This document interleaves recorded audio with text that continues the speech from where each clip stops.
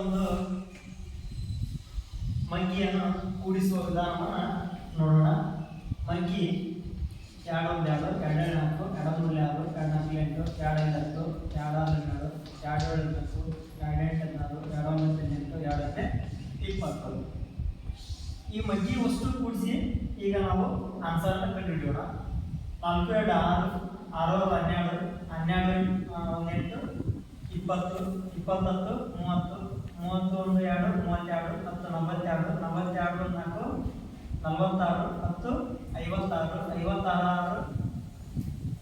10 56 56 62 62 1 10 72 72 1 8 80 81 10 90 91 20 110. ನೋಡ್ರಿ, ಇಷ್ಟು ಕೂಡಿಸ್ಬೇಕಾದ್ರೆ ಲೇಟ್ ಆಯ್ತು.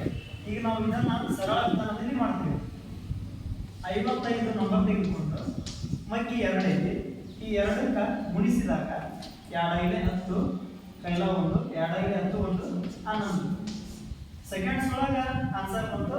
ಇದು ಬಹಳಷ್ಟು ಸಮಯ ತೆಗೆದುಕೊಂಡಿತು. ಇದೇ ವಿಧಾನದಲ್ಲಿ ನೀವು ಯಾವುದರ ಮಗ್ಗಿ 2 ಮಗ್ಗಿ ಅಷ್ಟೇ ಅಲ್ಲದೆ 1000 ಮಗ್ಗಿ 30 ಮಗ್ಗಿ ಅಥವಾ 500 ಮಗ್ಗಿ ಯಾವ ಮಗ್ಗಿ ಈ 55 ನಂಬರಿಗೆ ಹಾಕಿ ಆ ಮಗ್ಗಿಯನ್ನು ಗುಣಿಸಿದಾಗ ಆನ್ಸರ್ ಸುಲಭವಾಗಿ ಸಿಗುತ್ತದೆ.